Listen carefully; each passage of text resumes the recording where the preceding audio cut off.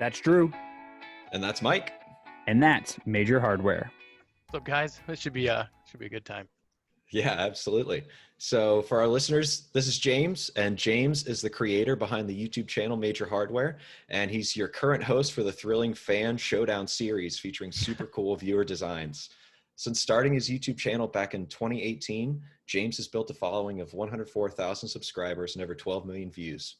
Be sure to check out his channel and his Showdown series for some mind-blowing fans, awesome 3D printing, and lots of other fun ideas and builds. James, thanks for your time today. No problem. Glad to be here. Actually, it's gonna be fun. Yeah, It's gonna be really super cool. stoked about this one. Yeah, we were talking about this before we started, but it was a little difficult to find out some about your background. So I'm glad that we had a call before this and we were chatting. So Yeah. on your bio, you're a mechanical engineer by trade, but I want to start somewhere further back than that. I feel like when you get a degree like that, there's something in your life when you were a child that made you have this engineering mindset. So can you go back to like childhood? Did you play with Legos or Connects? What was the thing that sparked that creative side of your brain? And actually, it's a bit weirder than that. So if I go all the way back to when I was young, I always like fascinated with aviation because that's what I originally went to school for was aviation. So my grandpa would always take me to air shows. We went to the Dayton Air Force Museum and all that stuff, and I always Yeah. wanted to be a pilot.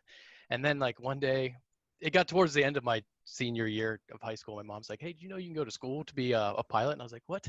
Because I had no idea you could. And then I ended up finding out you could go to Bowling Green and Wright State, obviously Ohio State too. And Bowling Green was closest to me, so that's kind of that was my plan. Is I went to Bowling Green State University to hopefully become a pilot. Well, I guess I did become a pilot, but the goal was to fly for the military because before I went to school, I wanted to have like a plan because I didn't want to go to school and then end up like not knowing what I want to major in. So I went to the local guard base and I ended up talking to a pilot and I was like, "Hey, if I want to fly for the Air National Guard, what is the best way to do it?" He's like, "Well, if it was me doing it all over again, I would enlist as a crew chief, and then you would have to go to boot camp and all that stuff. But then you get your tuition paid for through the government, and you can obviously do your degree. And then after you get your degree, you already have a foot in the door being a crew chief. So when there comes up to be a pilot board, you have a good chance of getting selected." So that was my plan, and then the plan didn't really work out too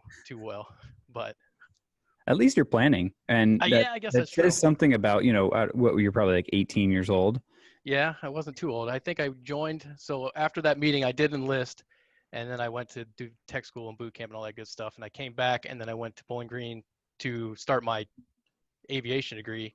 And eventually, I did get my commercial license. You get your private first, then you get your instrument rating, and then I finished out with my commercial license or commercial endorsement, I guess it was. So I am a commercial instrument rated pilot. But the problem is that right towards the time I graduated from college is when the government was going through, or at least my base was going through a reduction in force. So we had, I think, 18 jets at the time. But then as soon as I graduated, we'd lost like 5 right out of the gate. So then since we were losing aircraft, we weren't hiring any pilots. And I kind of stuck around in hopes that eventually there would be a slot opening up. Unfortunately, never happened. And then towards when I started to get to the point where I started to age out, I think it's 28 if I remember right, I started applying all around the country, and I had a few interviews at Pittsburgh and around the United States, but I just never got a slot before I hit that 28th birthday. So then it was like, ugh, now what? Now what am I gonna do? And so, what did you do? So at the time, I had been working at a plant so the town I was in college at is Bowling Green, Ohio, and I had been working at a plant that basically was an automotive plant. I think it was called VTech. But I was working there in hopes of that this would be my job to keep money in my pocket while I waited to get this slot. And then I didn't get a slot, and I didn't want to keep working here, so I needed like a plan B. So then I kind of I started applying for engineering jobs at Magna, but I never got one. I always was they always hired somebody with more experience or whatnot. So then I kind of thought, what was I going to do to get myself more hireable, I guess you'd call it, or get myself better up in the rankings for getting picked. And I ended up going back to school to work on a master's program, and that's kind of how it all led to where I am now. I mean, I guess I started working on my master's, and then one day I got a phone call from where I work now at ABB, and that's kind of where it ended up. It was just one weird coincidence after next, and then been fun ever since though. What was your undergraduate degree in? What they called it was, it's a bachelor's of science, but what it's actually called is flight technologies and operations, which essentially means you go to school. I had to do all the, all the ground courses for being a pilot, but I also got to do the flying part. So Bowling Green has their own aircraft, and you do your Wow. private, and then after your private's done, you do your instrument and your multi-engine, and then your commercial when you're a senior. And then normally what you do is you get all that done by your senior year, and then the last one you do is your instructor. And then sometimes, or most of the time, after you get your instructors, you can kind of swing back around and start being an instructor at Bowling Green to get your hours, because it's a big thing about being a pilot is you need hours. Mm-hmm. That makes sense though. And that's so interesting, because I think Drew and I have talked a lot about what our goal for the podcast is, and it's kind of showing that maybe if you don't fit in a certain room, you don't have to follow a path. But it's really interesting to hear that there's such a structured education to become a pilot. I knew that there's like pilot school and stuff like that, but I didn't know it was like a college educational path. And I think that's interesting for anyone who's kind of doesn't want to become an accountant, maybe because that's what they get forced into, or go to a liberal arts school and then don't really know what they want to do. There's a path, or there's a college level education for something that you might not know, and you might be able to follow a passion like that. So let's go back a little bit to going to air shows with your grandfather. Is that really what got you into this thinking? How did you wrap your head around going to air shows, then to become a collegiately, I guess, like educationally trained pilot?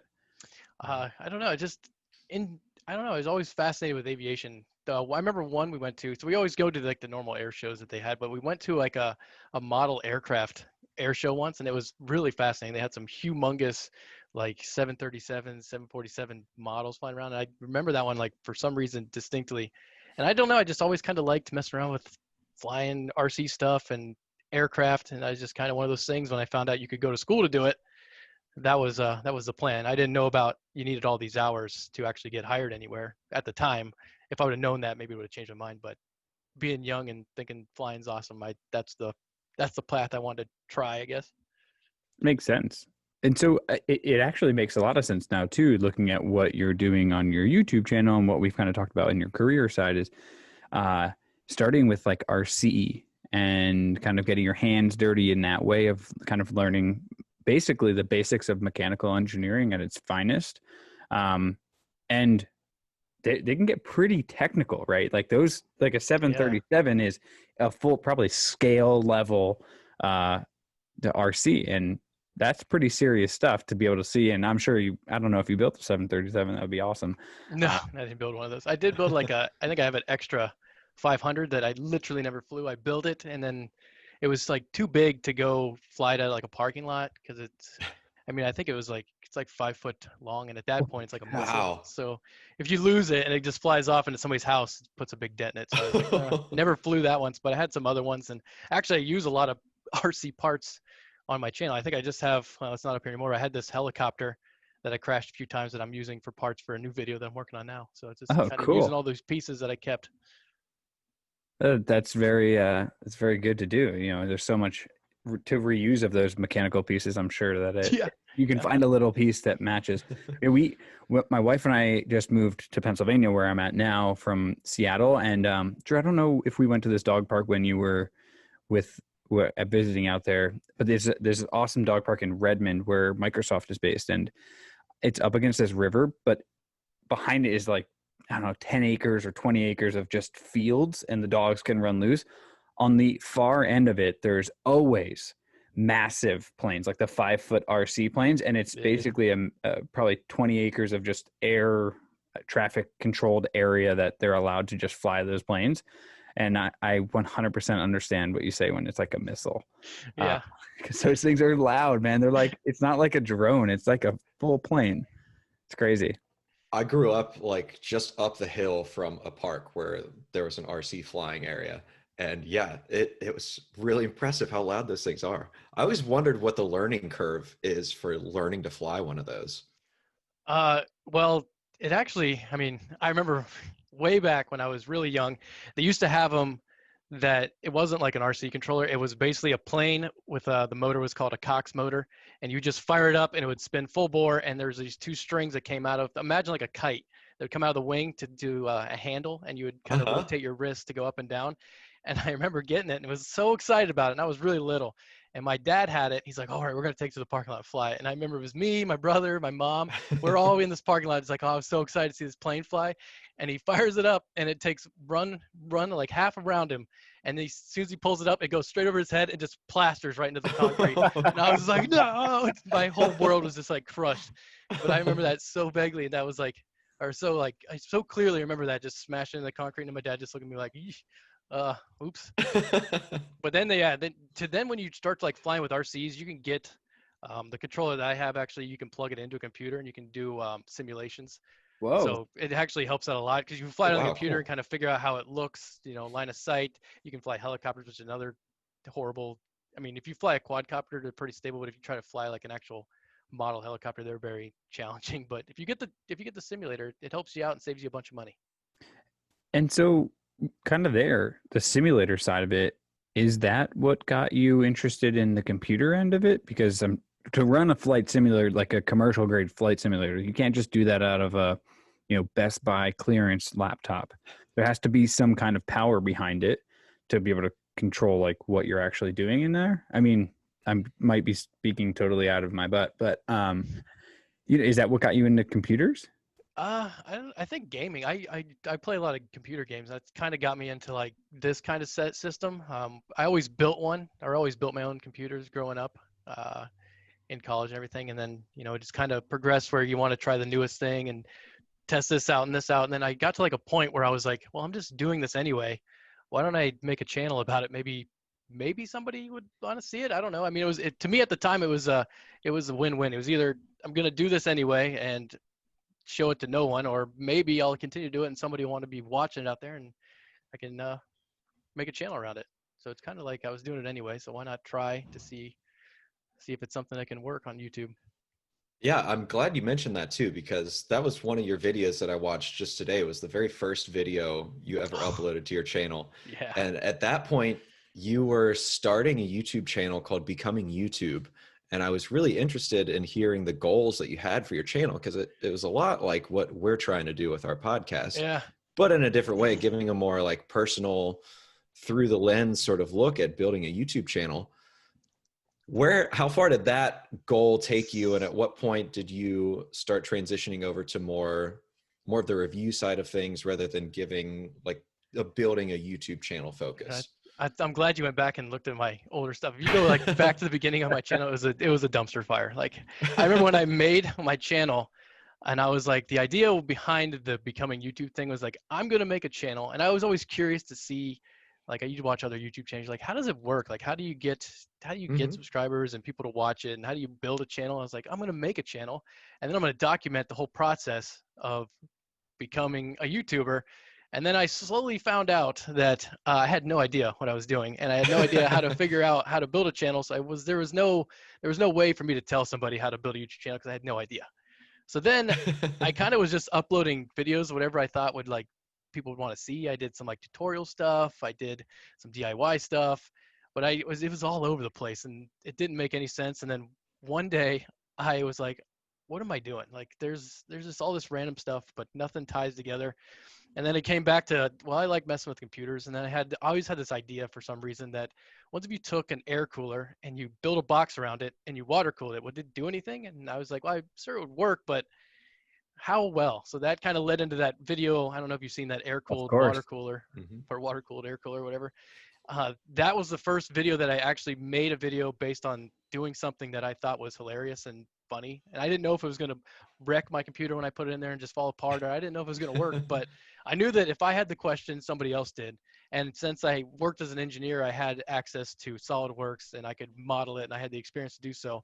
So I didn't have to guess at making the box. I was able to draw it in 3D space and know all my sizes, put it together, and it actually worked really well. And then that video ended up getting picked up by some online publications like Tom's Hardware and some other ones.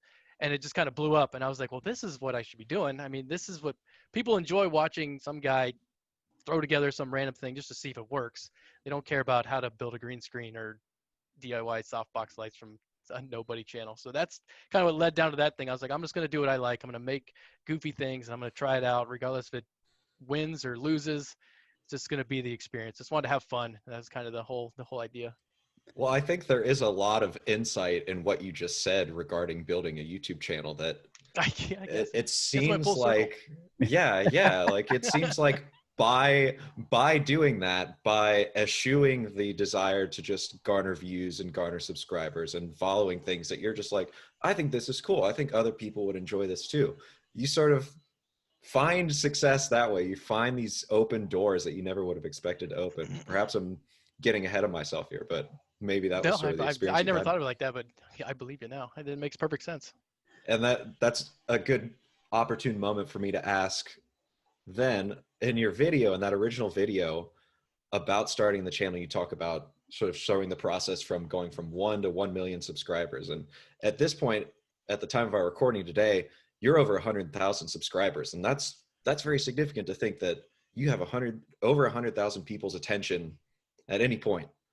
You can get into their notifications. Weird. So what have you learned for yourself and for building your own YouTube channel from 1 to 100,000 subscribers so far?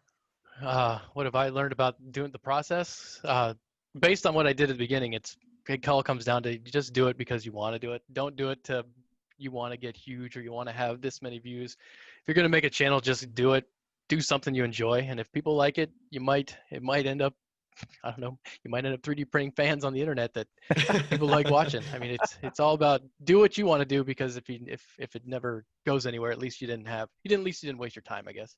Yeah. I kind of see that a lot, especially with kids these days. And I'd say kids, I'm just not like a super old man. But I am a dad, so I guess these young whippersnappers. But I feel like they see, and we use this a lot, like they see the TikTok famous and they think it's just a rise to the top, but they don't really understand the other side of the lifestyle. They don't understand what they're actually getting into. And I think you said it, like, if you just follow what you love, you'll be there. And I watched a similar video on your channel, and I think it was the one from May 16th, 2018, right? It's kind of crazy to think that you just hit 104,000 subscribers. And in that video, you were explaining to your 100 subscribers at that time what you were doing. And that's unbelievable success across that board, right?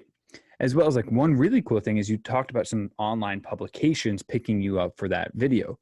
But one of the only things that I really found in your background when I was looking it up was you were interviewed by PCMag.com, which is really cool, because I feel like if you were growing up and building your own computers, you were probably reading PC Mag as a kid.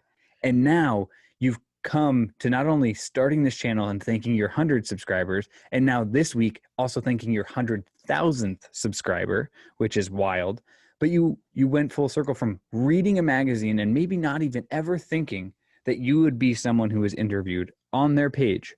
It's pretty amazing to see someone follow that passion and love it and really get that circle. And I think it's achievable, and you show that. That's one really great thing about your channel that I love. You show this, that you can do whatever you want to do as long as you love what you do. Yeah, for sure. I mean, thinking back to like making those videos about 100 subscribers, I mean, honestly, I never even thought I'd get to 1,000, to be honest with you. I mean, the 0 to 1,000 is like the hardest thing in the world. Like, because once you get to a certain point where you got people that want to watch your channel and be involved in it, it kind of helps itself along. But when you're first starting out, it's just you. So, yeah.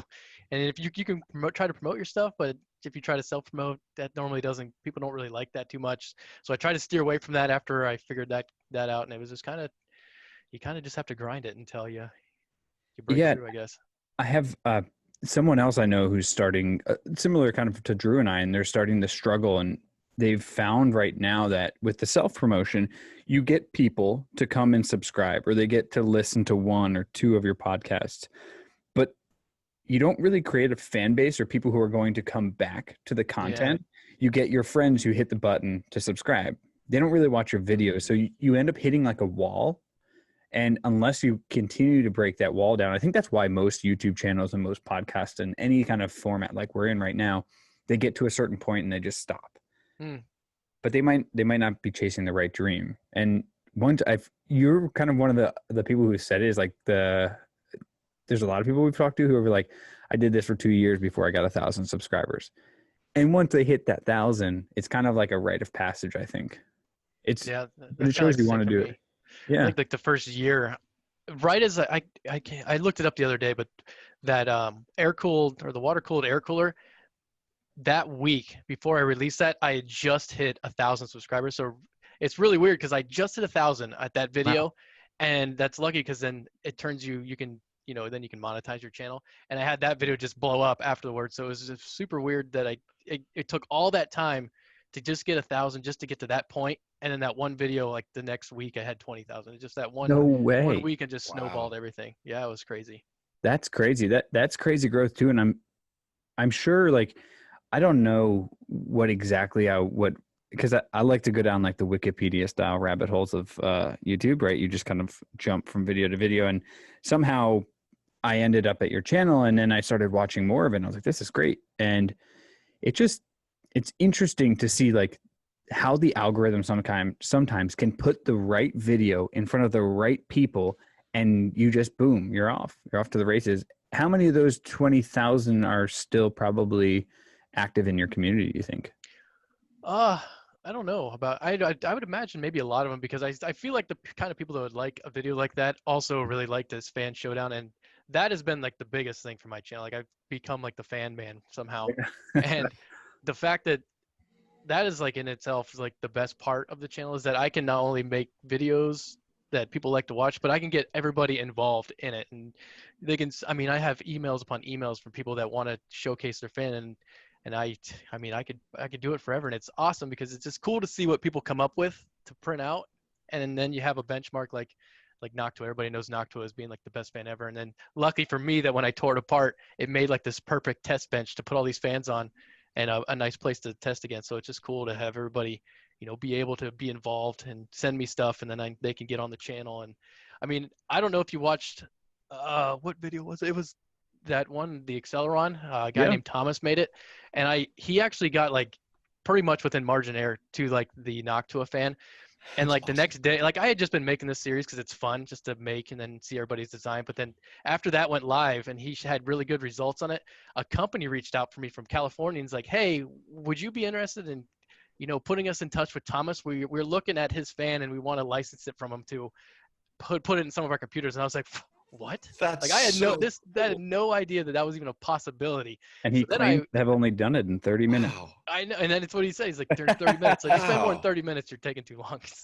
But it was the weirdest thing ever because I had just, up to that point, I'd been I'd go through it and I'd find the fans or I'd just randomly pick fans. And then after I pulled them out of the email, I'd delete it so I didn't automatically or accidentally reuse it or something. And then I got that email from that company. I don't know if I'm allowed to say who it is. I don't know if everything will happen, but it's essentially a company. Think of like Origin or PC. It's kind of one of those PC companies that do pre-builts, but they also have their own products. It's kind of along that lines. And I didn't have his email anymore because I deleted it. And I was like, what am I going to do? And I went into my Gmail and I tried to find it and it got blown away. And then I was like, well, this is not good. So then I made a follow-up video where I kind of made that fan again, but in resin. And I made like a call out to everybody to, hey, we got to find Thomas because there's a company that wants to talk to him about possibly licensing this. This is awesome. So he eventually did reach out to me and I sent him an email. I was like, hey, I don't know if this is true or real or not, but they are talking about wanting to license this fan. I want you to just be careful. You never know. It's the internet. But if you're interested, I'll give you their contact information. He's like, yeah, sure. I'll give it a shot. So I sent that information out to that, or I basically put the two together and I don't know what's happening from there. Maybe we'll be able to buy it in the future or I don't know, maybe nothing will ever happen, but it's just interesting to see that you could watch a video on a random YouTube channel, send a fan that you designed in 30 minutes off, and then have a company reach out to you, be like, hey, we want to make that. I think that's pretty cool.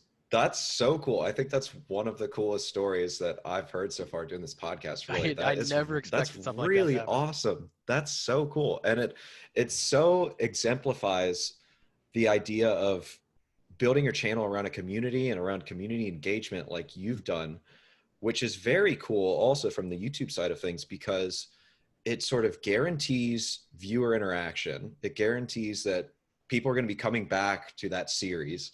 It guarantees their engagement. And at a certain point, like it's got to make the content just sort of write itself, like if you're seeing all these cool fan designs, it's like, well, I got to showcase these. I got to get them on the leaderboard. I got to let them compete. Yeah, because it'd almost be like a huge travesty to like not show all of them. It's like there's so many good ones. I haven't even read them all. I'm sure there's hundreds and hundreds in there, but I'm sure like there's some like gems in there. And if I don't get to them, I just feel bad about it. So I plan on just taking this series as long as I possibly can. I might switch it up down the road, switch to a different format, but I'm gonna make it so no matter if they submitted a fan today or when I first started this, that we'll be able to use it. I don't want to have to have anybody redesign anything. I want to make sure that if they submitted something, they have a chance of making it on the show because I think it's really Yeah, cool. I think it's cool too, and I appreciate just how straightforward it is and how just honest and genuine it is. It's just right down to business, Yeah. straight to the good stuff, and showcasing what people can do. It's very cool. And I think in the right before we started recording this, it sounded like you mentioned trying some other community-based video series Oh before yeah. with your channel. You don't Yeah. necessarily have to talk about those, No, but we at least can. We can.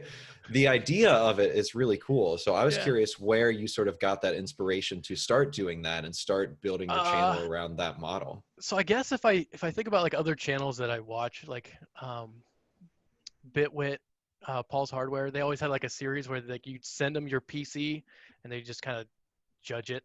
But I always thought it was funny. They had it on their live show and I always, sent mine in there to see if I get on there.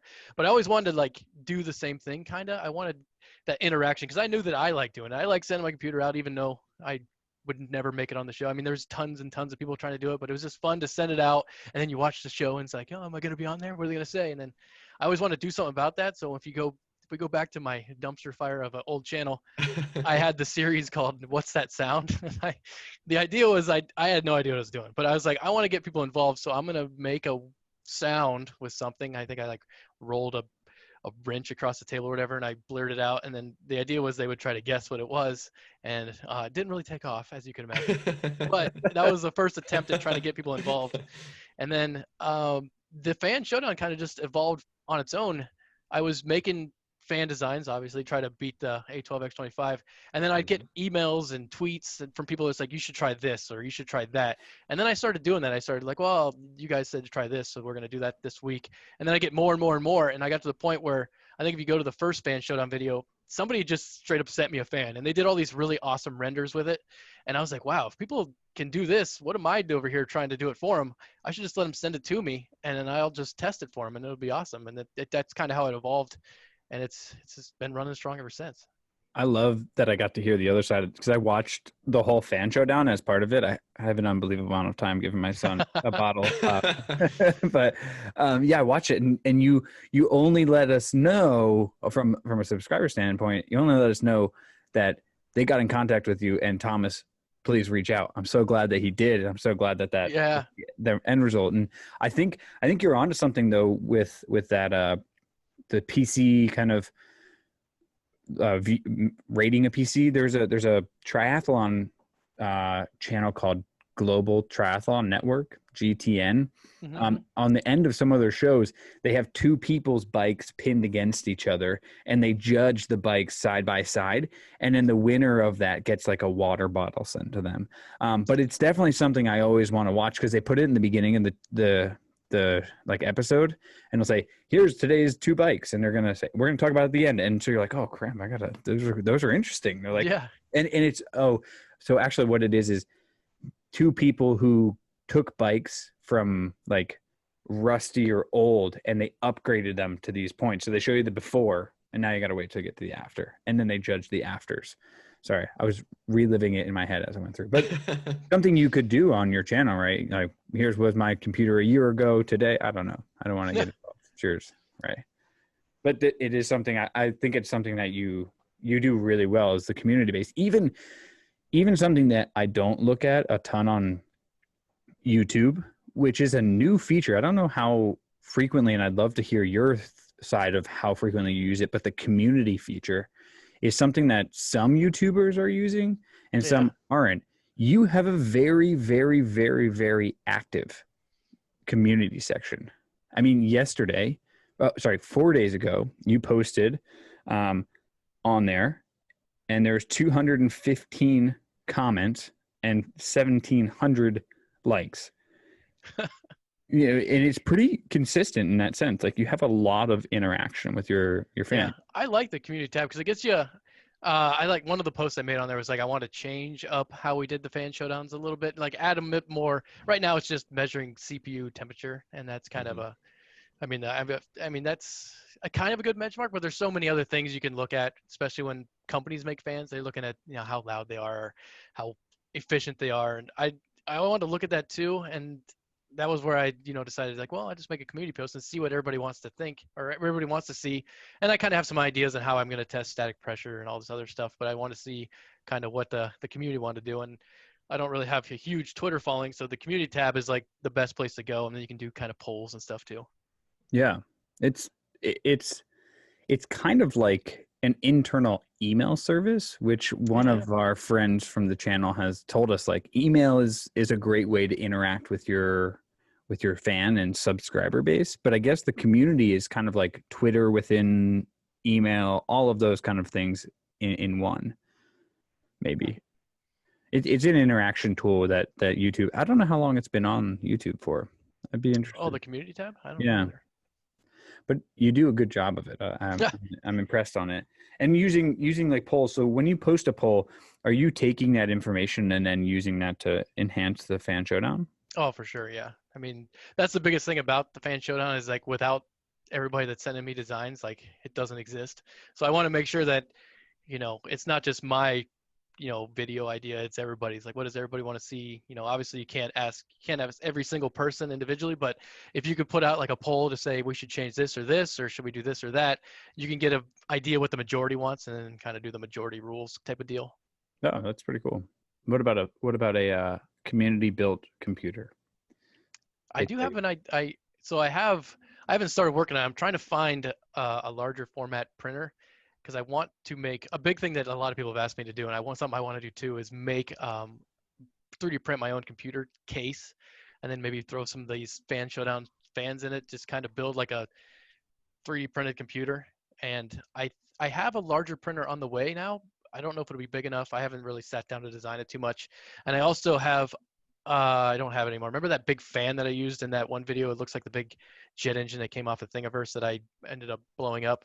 Yeah. My idea is I want to make a computer case that looks like a jet engine. Like I used to work on KC-135, so I want to make it look similar to that, and then have that one big fan try to cool the whole deal, which I think will be neat. But it's going to take a lot of tinkering to figure out how to turn the big fan with an actual small motor. I probably have to gear it up or do some belt drives or something, but that's an idea. I just need to get a larger printer for it. And I think that's exactly what your subscriber, I feel like that's exactly what the subscribers to your channel want to see. I mean, I would love to see the tinkering of what actually would get you to that point, and that's the beauty of YouTube is it's a community that wants to see exactly what you're doing, and wants to be involved. It's pretty cool. So with that, right, that's a great idea. You've talked a lot about ideas, but what is the process for you to come up with ideas? Like what's your creative process? When are you writing them down? Is it just like got I an should. idea, gonna film a video? I should. I should get better with writing them down. But I don't know. Like when I did the air cooled water cooler, I was literally just laying down one night on the way going to bed, and I was just like trying to fall asleep, and then I had that idea pop in my head. I was like, I wonder if I should try that, and then that's how that one came up. I just popped into my head as I was trying to sleep. Other times, I'll see somebody comment that I should try this or that, and it's always a good idea. Or maybe they'll comment something, but then it sparks me to think of that in a different way, and I'll try that. But it's normally pretty knee jerk on my part thinking of ideas, and I never write them down, which is a huge problem because I was just thinking about something the other day, and then I got back home today and I was like, what was I thinking about? And I can't remember save my life, but I need to start writing them down. But they're pretty, I guess I don't really have a in-depth thought process. It's normally, ooh, that sounds fun, and I try to remember it. And so your video then is like, let's go to the air cooled, water cooled video, and you have the idea. What's Yep. the next step? Is it like, okay, I go right to CAD? Is it? Yeah, so that one, so for the water cooled air cooler, after I had the original idea, the next thing I thought of was, well, I need to model it because you could try to build that by hand for days, and you would just spend so much money on materials trying to cut stuff. But since I had SolidWorks, I was able to do it in 3D space. So the first thing I did is I went to GrabCAD, which is a community you can find online that people normally make a lot of air coolers. And the air cooler I was using was like a 212 Evo or Hyper 212 Evo, I think it was called. And it's a pretty standard low budget air cooler. And because it's so popular, somebody had already made a model of it. So the first thing I did was pull that model. Then I had the air cooler. And then it was try to find what was available around me. So I ended up looking for acrylic on Amazon. So I tried to find what sizes they had. And after I found the sizes that were available that I could buy, it was just kind of designing it. So it was put the sides together, put the front on. And I don't know if you've watched The King of DIY. He's a guy that has a YouTube channel about fish tanks. I watched him, and a way you can make a fish tank with acrylic is using weld-on 4 to weld it together. So I already knew that. So that was my plan, was like, I'm going to weld it together like you would a fish tank. And then I ended up putting some silicone on it just to be double sure. And then after I had the box figured out, it was like, how am I going to get this on the air cooler without it leaking everywhere? And that was essentially, first I started with, I think I just started with a bunch of, I can't think of the word now. Epoxy. That was a hard word. Epoxy. So I basically built the box. How did I do it? I built the box so that the plate would slip on from the bottom, and I left the top open. So after I had it all on there, I was able to, I had a little jig that I had to keep it all squared up, and I kind of squished it together so it was formed how I wanted to, but I left a gap around the bottom so I could get the adhesive in there, and I just put tons of it on there and then squished it to the bottom of the air cooler and just held it for, I think I clamped it there for a day, and then after the day I glued the top on, and then I just tested it and it leaked, and then I just took a whole bunch of silicone, just globbed it on everywhere I could see a water spot, and it somehow held together. It's still, actually it's right here. It's still here and it's still alive. It's got water in it. I could have never imagined this thing would have lived this long. But I think actually a year after that video, I made a follow-up and I hooked it back up and it still works. Wow. It's super corroded now, but it still holds water. I did not ever think it would last that long. And I hope to make a video where I follow up on that with a more refined idea. So hopefully in the future, I'll be able to do another version, a version 2. I mean, it was a great successful video. You have, so you have 12 million views, like Drew said. You have 7 videos over 400,000 views, and you have over 200 videos that you've posted. So, I mean, you put a video a week for your 2 years on YouTube. It's pretty impressive. That's a big thing about YouTube that I've noticed, is that consistency is like key. Trying to do at least once a week is what I try to do. So at least the people that watch your channel know that, it's the weekend, so you should be able to see something. Then today I uploaded like a bonus video for the fan showdown, because a lot of people want to see the refractor fan reprinted backwards or mirrored over in its correct form. So that's what I kind of did today. But yeah, try to do it once a week is what my normal goal is, unless something crazy comes up with work or something.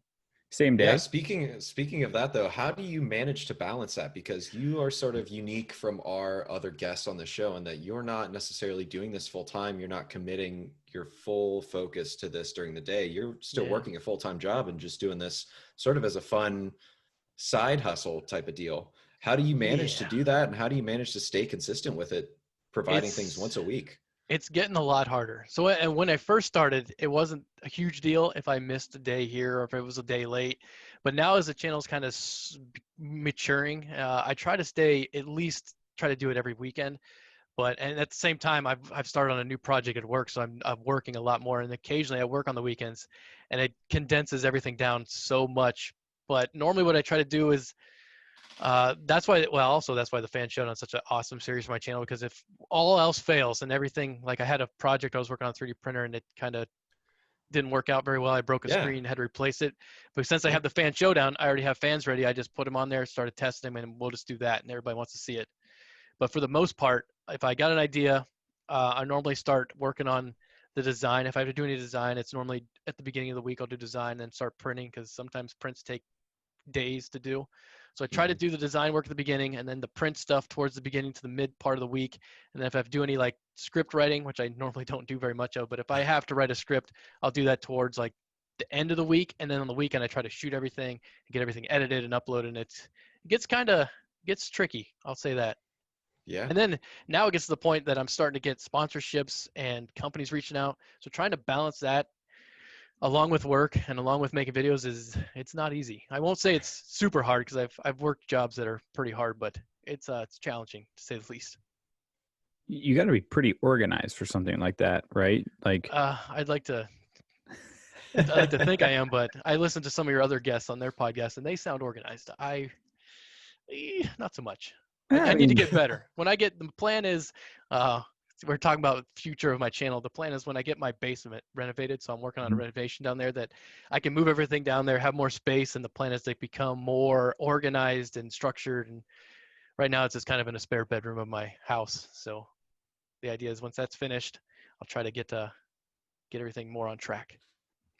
Yeah, before we get into the future part about building up that basement, I wanted to ask also about your kind of your self-reflection process with your own channel and how you improve your production quality, improve your video content and your video quality, even just within the Fan Showdown series, going from the first episode to the most recent episode. You can see a clear progression of how you approach your display of the facts, your display and showcase of the fans. But how have you engaged in that self-reflection over the course of these past 2 years or so, almost 3 years now with your channel? For me, I'm always trying to improve somehow. I actually have the same camera I've always been using, but I recently bought a new lens for it, which actually helps out a lot just because the depth of field is so much. It's got a lot bigger aperture to it. So I'm always I try to look at my content from just as a viewer, like what am I seeing that I don't like, or how can I make something better? So I get a new light to try to make better lighting. I try to see how it's structured. Especially what I really do is I pay attention to the comments. And if I see a bunch of comments that are like maybe negative or something that people don't like, but I start to see it a lot, then I can be it's pretty obvious that that's a part of the video or my content in itself that I need to cut or refine better. So if I see a lot of people saying, hey, your lights are horrible, or you ramble too much, which is a big thing that I do sometimes is ramble on, is I try to cut that out more in post, or I try to be more conscious of it in and of itself. Or I know I did one video where I uploaded one really quick. It was that one that we were asking for Thomas to find him, and I just kind of threw on my lights and turned it on, and I looked like a dead body. I had like these dark circles. I was like pale. And the funniest part was my brother watched that. My brother called my mom. He's like, hey, is James sick? And I was like, and then my mom calls me. He's like, are you sick? I'm like, no. Why? She's like, we saw your video. You don't look very good. And I was like, it's my lighting. I'm really bad at color correction. She's like, you should go to the doctor. And I was like, okay, fine. But then I got to the point, I was like, okay, if my brother thinks I'm dying, obviously my lighting's bad. I need to figure something out. And I've been doing a lot of research on color correction, just trying to make everything make everything better, essentially. Just paying attention to what people say is the biggest thing, though. And how often are you answering comments in the comment section? You're clearly reviewing them, and I read a lot of them. For me, I guess it really depends on who you are. Some people don't take negative feedback very well or get offended easy. Me, couldn't. I don't think I've ever seen a comment that made me angry or anything. You could say the worst things ever to me. I wouldn't care. I mean, I just read everybody's comments. Sometimes the mean comments are kind of funny too. But at the beginning, I was like, normally I try to respond to all of them, but then as soon as the water-cooled air cooler took off, then I got a taste of, it's not really possible to respond to 1,500 comments or whatever. So I'll normally scan through them, and if I see something that just makes me laugh, I'll comment. Or if I see something that's a really good idea, I'll say something back. Throw the hearts every now and then. But yeah, I normally read almost all of them. But I don't get to comment all of them anymore. I was going to ask about negativity in the comment section. I have not been down your comments or been down the comment section on those really popular videos, but from other guests that we've had on the show, we've heard that at a certain threshold, at a certain view count, it's just part of it. Like, it's just guaranteed that you're going to get negative comments that aren't necessarily constructive, like you should fix your lighting or you should do this instead, but just purely negative comments for the sake of being negative. Yeah. I can't imagine that many people would go out of their way to put that on a Fan Showdown or on one of the coolers, but what has your experience been with that? Actually, surprisingly, my comments are are very good, or mostly positive. I have a friend that watches my channel too, and he's like, man, when I go into your comment section, it makes me think the world's actually a good place. He's like, because you think you go into normally your comment section, you see some horrendous stuff, but my stuff's pretty positive. The guys that are commenting, and there actually is some girls, a very small percentage, but normally the people that are commenting in my channel are very positive. Maybe a light critique every now and then, but I don't really see too much negativity. Occasionally you get one that's just like, you're stupid, I hate you. And it's just like thumbs up and then I move on. I know if I see one that's way out there, like a really horrendous comment, I normally just throw a heart on it, or if they say something really negative, I just comment underneath it. It's like, yes, I totally agree, or something like that. But nothing tweet too, them. too bad. Take the comments and tweet them out. Tweet them out That's to my it. like 100 followers. Yeah. So we've kind of noticed that as you break your threshold, right? So like once you would break your 100,000 subscriber or maybe 100,000 views, that's kind of when negativity comes in. But even like what you said, you on water cooled, my air cooler, and there's 1.62 million views, 44,000 thumbs up, 2.5 thousand thumbs downs, and you have 6,877 comments. Yeah. There's no way you could ever like for days. No, you can't read them all. You can never read them all, and you could never respond to them all. But that's pretty cool. I mean, and I'm just scrolling through. It is unbelievably positive. Yeah, it's very. I guess I know maybe positive comments are more normal than we think, because it's easy to the hardest thing about reading comments, if you're scrolling through them, you could go by 1,000 nice comments, and then that one mean one is just going to catch your eye, and you're just like, oh my God. But that's probably why it seems like it skews more to the negatives, because I think it's just part of being human. You just notice the negative stuff. You're like, oh, that's not negative. What are you talking about? But I think if you dig far enough, they're in there. But for me, they don't really get to me. And I really enjoy the positive stuff people have to say. And occasionally the negative stuff's kind of funny too. Yeah, they're always going to be there. They're always going to be there. I mean, our channel's small on YouTube, but we get negative comments, and I read and respond to everyone because we're small. But it is definitely fun to listen to them, because I'll text some to Drew, and they're great. But yeah, you're 100% right. I think one of the greatest things about YouTube is it's so community based, and everyone's in. We were talking about this with Katina last week too, or 2 weeks ago. Everyone is just there because they love being part of the YouTube community, and they love watching YouTube videos, and they're just, yeah, okay. I don't understand, like, if you don't like the video, just stop watching it and watch something else, right? Like, you don't have to, you're putting so much energy, but I guess behind the realm of the internet, where there are no repercussions for saying something rude or mean, you can do whatever you want.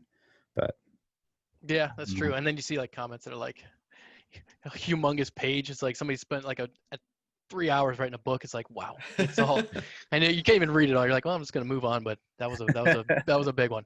Yeah, they clearly I'm definitely going to comment on, well, I don't know if it got knocked out in the most recent video or not, but I'm sad to see that the tulip is not in the top 5 yeah, on that leaderboard it's anymore. right there, but yeah, it's gone.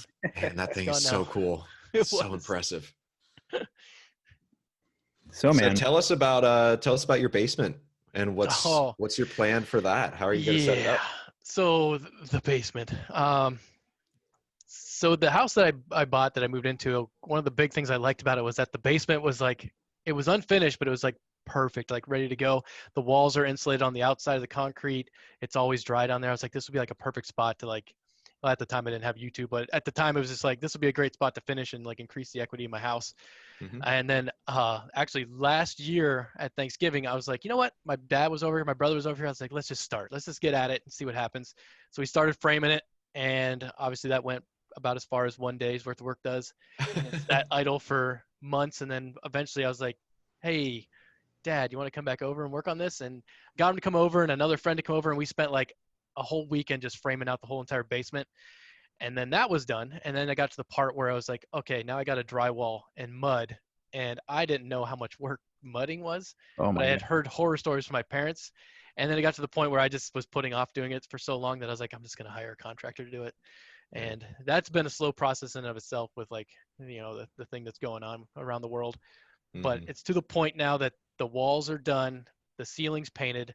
He just got to finish the the shoe trim on the floor and paint the walls, and we're good. There's a bathroom down there that needs finished as well, but the plumber's busy on his end, so that's not going to be able to get done. But as soon as the walls are painted and that trim's put on, I'll have a space that I can use a lot larger than this room, and it should be awesome. Hopefully I'll be able to like stand up once in a while. I haven't bought any of the, I don't know how I'm going to set it up down there, but I still got to buy, tables and everything, but it should be pretty cool once it's done. I would have thought you would have already laid this out in some kind of modeling. I did. I could. Yeah, he's acting like, yeah, we'll see what it's going to be like. The walls are finished. So I did lay it all out in CAD. It was actually good because at the time I was going to do it myself, and since I built it all in CAD, well, first I had to measure the whole space, but after you get it built, you can build all the walls, you can do all the drywall, and then you can make a BOM that just says, hey, you need to buy this many 2x4s, this many drywall sheets, and it saves you money because you don't buy a bunch of extra stuff. And then it got to the point where I was like, hey, this is too much work. I'm not doing it. I'll hire somebody else. Yeah, well, at least you didn't get to the sanding. That's like mudding is if you're by the time that you would do, I'm guessing the space size, you'd get the hang of like kind of doing it, but then you got to go back and sand it, and then you got to go back and it's just like the whole process. Have you done it before? Yeah, unfortunately. Is it horrible? Yeah. When I was a kid, my first job was working for my dad, and it was like painting and fixing apartments. So my dad owned the company, so I would show up to work, and like I was the lowest person on top. I was 15 years old, 13, 14, 15 years old, and show up to the last person there, and they'd be like, yeah, there's like a board and all the jobs are on there that has to get accomplished that day. And all the guys who were senior picked the nice, fun, kind of good ones. It's a beautiful day. I want to go trim some shrubs or whatever. Then you'd be like, oh yeah, that apartment needs to get repainted or redone. There's a big hole in the wall, or we got to fix this whole patch. And that's what I was doing. Oh man. And that pulling I'm glad I didn't try it then. Yeah, it's just like, I think at this point, with the amount of time that you're putting into so many things and trying to balance so many items, it's just like, where do you really find the time to do that? That's true. Like the contractor I'm working with is like always like, hey, I'm sorry I'm not out there to get it done, because it's been going on for a long time. And I'm like, well, I mean, it sucks that you can't get it done this weekend, but if it comes down to it, if it was still me doing it, it would just be studs. So I guess we're farther ahead than I would. 100%. Yeah. And like, there's only so many times you can ask other people to come and help you. So like, it's just like this whole, like when Drew came out and visited me in Seattle, I was building a ramp there, and I was like, hey, we can skate this ramp together, but you gotta help me build it. So suckered into doing that while he was hanging out. At least we drank some beer and ate some pizza, but it was a one day mulch too. It was a good time, man. We did lay some mulch. Yeah. It was fun. Yeah, it was a beautiful day. But hey, man, I like some good old manual labor. It's good for you. Me too. I've got another project. I got a ramp. You want to come help build that one? No, man. I'm excited to see that, because even here, looking at, on my other screen, I have your water cooled video and air cooled video, and even the setup that you have here compared to what you're sitting at right now, it just looks, you can tell that you've really taken the comments to heart and have built your channel based on what people have said. And it really looks like 10 times more professional. I would imagine, even just looking, almost all of it is the same equipment. Yeah, it is. It actually is. I mean, that's a bunch of 2x4s, but yeah, it's pretty much the same stuff. You can't see behind you, but it's not so good over there. But for this area, it's not too bad. The field of view is in front of where we're looking. So yeah. So is there anything else that you have on the horizon? Like, are you looking to create, I feel like part of YouTube is a brand, and you've created a really great brand. And is that something that your subscribers are looking to, wear or be a part of? I've had a lot of people ask me where merch was, and I guess I do have a few friends that are graphic designers that I could maybe reach out to help me figure out how that even works. But I haven't looked into how merchandise goes or works, or how you even go about doing it. But hopefully once I get everything moved and reorganized, that'll be something I want to work on too, is because I could make a lot of funny shirts, I think, that I would enjoy wearing. So I think other people would as well. Yeah. You can really lean into the fan man identity. Yeah. I could let them design them for them. They could figure out the shirts. That'd be cool. That'd be awesome. I love the self-proclaimed fan man. The fan man. I had that on a note, and I took it down for the king of DIY. I'm excited for the basement. I really think it's something that'll be, a huge step in your channel. And the growth that you've seen, that we've seen you have. I mean, when we talked less than a week ago, right? Yeah, I think it was at And 90, 94, 97, 94. something like that. Yeah. So Yeah. 10,000 in a week is It's been insane. crazy lately compared to what it was. Yeah, your recent videos are getting a lot of views very quickly too. Yeah, the fan stuff really Hmm. people love it. I don't know. It's a lot of the best part is that it's a lot of fun for me too because you Mhm. get to see all the crazy stuff. It's a And lot of fun me, to I mean, watch. yeah, and test it out too. And I, honestly, just the slow motion and the smoke scenes are mesmerizing. I, I, They're I, very I, I think very so fun to too. I watch. don't know why yeah. it is. Yeah. That's I guess something I really want to get is an actual high-speed camera at some point.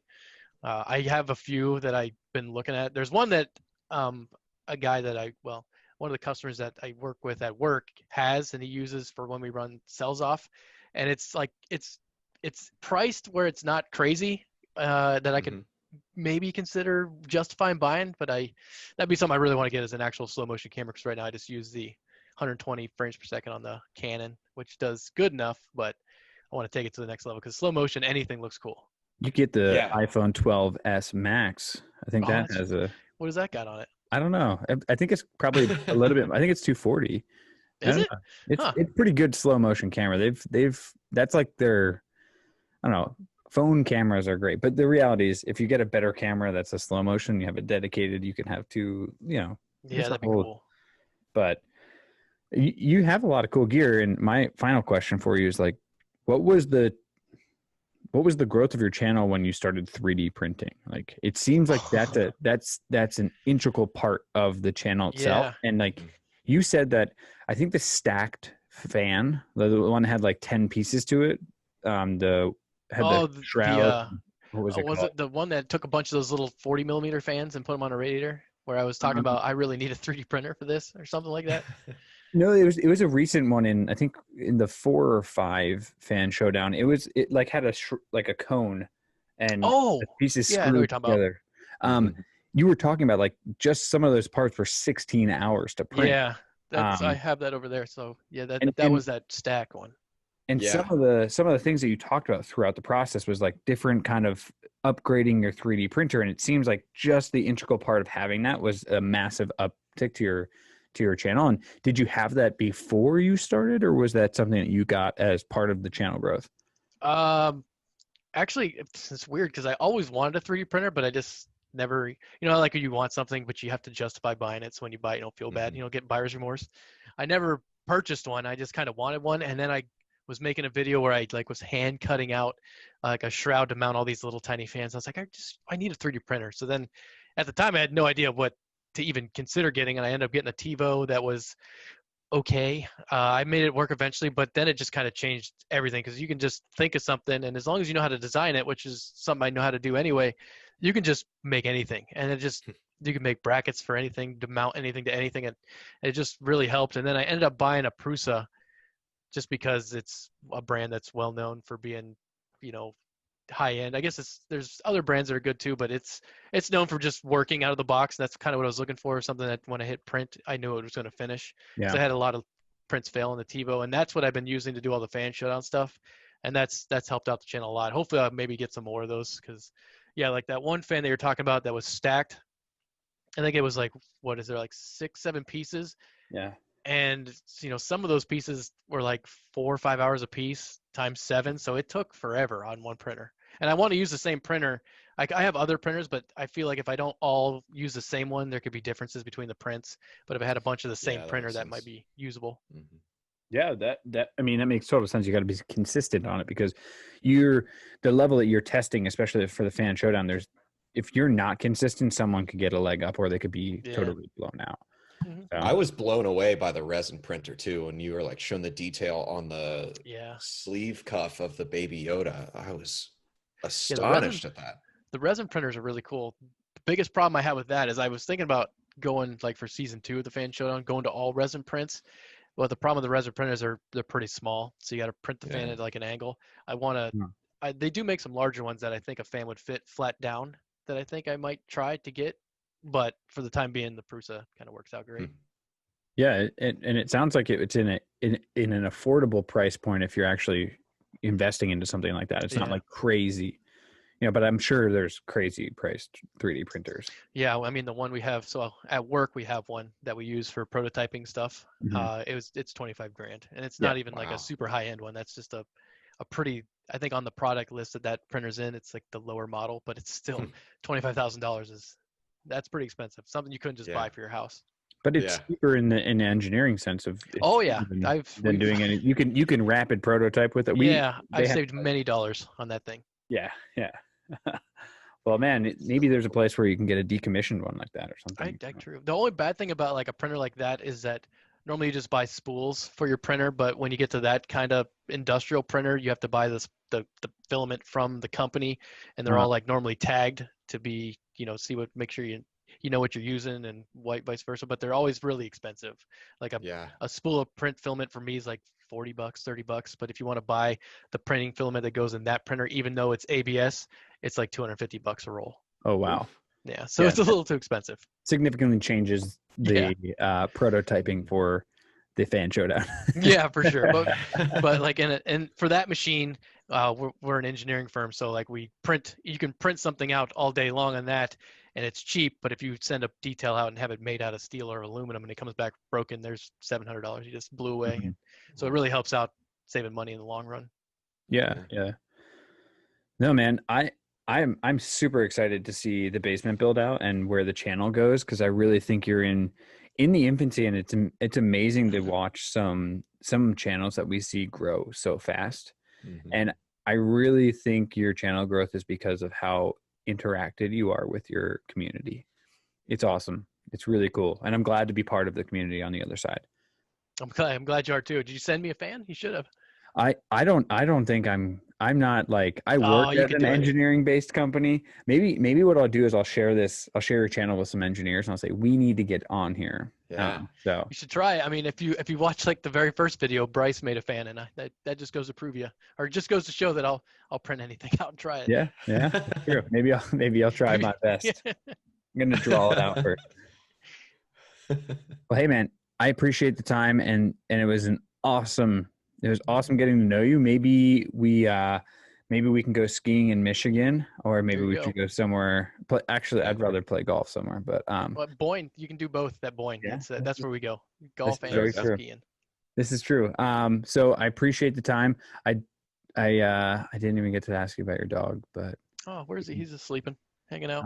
He didn't trip over anything, so that's good. Mine, sometimes when Drew and I had our first podcast, and this is kind of where I'll leave my side of it, but when Drew and I had our first podcast, which was talking about Good Mythical Morning, one of my dogs would always sit in this chair back here, and then she would get up, and she can't sit still for very long, so she's getting up, walking around, jumping to another chair, shaking all these noises, and you can hear everything in my basement when it's doing it. So she's been banished. Your dog is fantastic. I'm jealous in that sense. He is right now, I guess. He has his moments. He'll find any sock on the planet and run away with it. So that's his thing. Hey, that's not that bad of a thing to have. So, not digging or anything like that. Digging is the bane of my dog's existence. So, but I appreciate the time. It was super fun to talk to you, and you definitely gave us some ideas on how to grow our channel better. So yeah, absolutely. Good, that's cool. Thanks, James. I appreciate the time. Hey, thanks you guys for having me. It'd be interesting to see it once it goes live, I guess. Yeah, it'll go live. And so for our listeners, if they've made it this far, everything about his channel and his Twitter will be on the show notes below. We'll link to him. And we go live every Wednesday at 10 a.m. Eastern Standard Time, except for last Wednesday when Drew and I took a break, well needed on 1 week off. But yeah, come back for any more information. Check out our Instagram and make sure you follow him. Are you going to get an Instagram? Show notes. Do you guys have Instagram? We do, yeah. Is it? I don't know how it works. Is it? What do you do on it? We just post a picture of you, and it's just a picture of me. Yeah. I don't have it. Maybe I'll get it. Yeah. Okay. Well, if you get it, we'll tag it, or we'll reach back out and throw it in another comment or something like that. Help you out. So, we appreciate the time. It was awesome talking to you, and we can't wait to follow back up with you in maybe another year. Yeah, that'd be cool. Thank you guys for having me. No problem.